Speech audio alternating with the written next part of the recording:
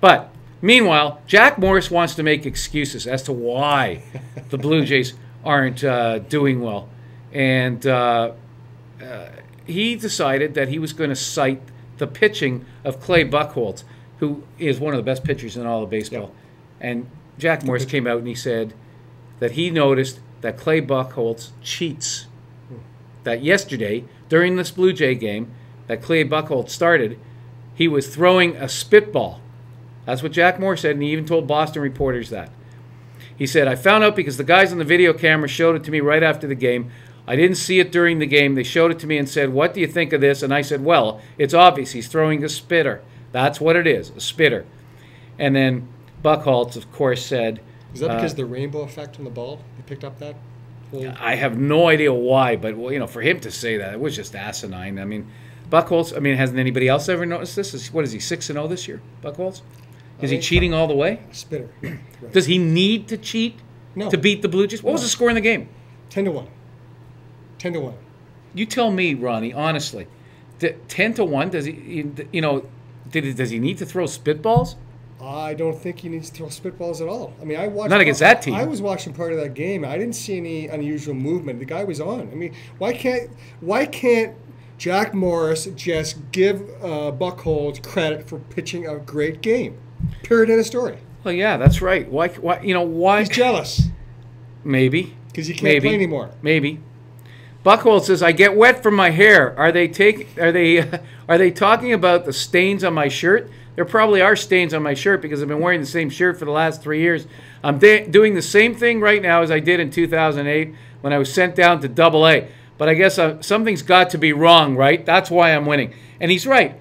Nobody ever noticed before. But, Jack Morris to come out and say this today. First of all, Jack, shut your mouth, just like you did when you were playing. Because you're boring when you do speak. And when you make these comments, you sound like an idiot, and you're a broadcaster. You're not part of the game anymore. You're a broadcaster. Try to be somewhat objective. This team, the Blue Jays, that you're covering, absolutely stink. They are wretched. They are unbelievable underachievers. I don't care what time of the year it is. Don't give me that crap about being early. They stink. And that's the reason that Buchholz beat them 10-1 yesterday. Right, Ranting, Ronnie? That's up to you to say. If you don't agree with me, tell me.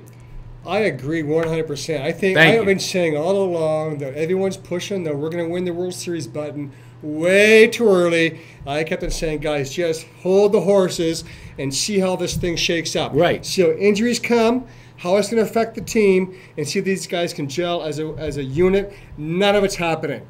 And then you got this goofball coach, Gibbons, sitting there giving excuses, holding press conferences, looking like a complete moron like he was 3 or 4 years ago when they got rid of his ass. You should get rid of this guy's ass again now. Well, and they might. I don't think, they don't want to look totally stupid because they made a big deal about hiring this guy this time around. Anthopoulos, the young general manager, last year the manager wouldn't talk to him, John Farrell. But this year he knew that the manager would talk to him because he hired a puppet, John Gibbons, who couldn't get a job as a manager anywhere else. Maybe Anthopoulos, maybe he might get his ass fired too. He's in trouble too. The Red Sox are up 2-1 over the Blue Jays in the top of the 4th inning.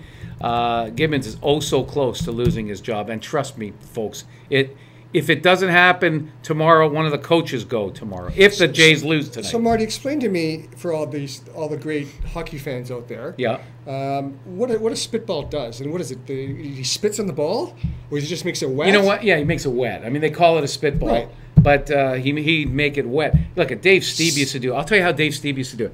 I'm going to stand up for a sec.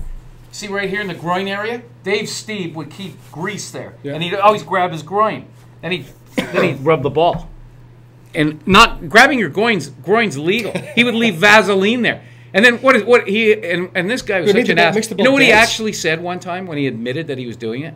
He said, "What? If they want to check it, be my guest." There you go. He wanted the umpires to grab his testicles. Yeah. So what is it? It makes the ball dance a bit more?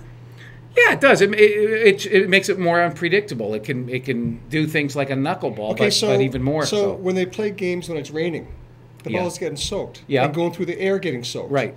And no one complains? No. But they don't baseball's not supposed to be played in the rain. But they always every play, once in a while. They play in there's some a drizzle. Yeah, it's just a drizzle's the same. You can have more water on it than any spitball pitcher will put on a ball. right. Absolutely. But you know, when you're standing on the mound, Yes. you can't as a pitcher go right. to your mouth. Right. Yes, right. Yeah, if you do, you have to go to your jersey after. And you know why? Because that would be a spitball then. So some pitchers are so good they can make the ball do some really weird, crazy things with moisture. Yes. And according to Jack Morris, who I don't believe, Clay Buchholz can do this. Now, I want to tell you a couple things. Let's switch. I don't even like talking about Jack Morris. He's such an ass. I can't believe. I don't like talking about the Toronto Homer Blue Jays because they're a bunch of homers who can't play baseball. Let's get off that rock. Okay, we're off.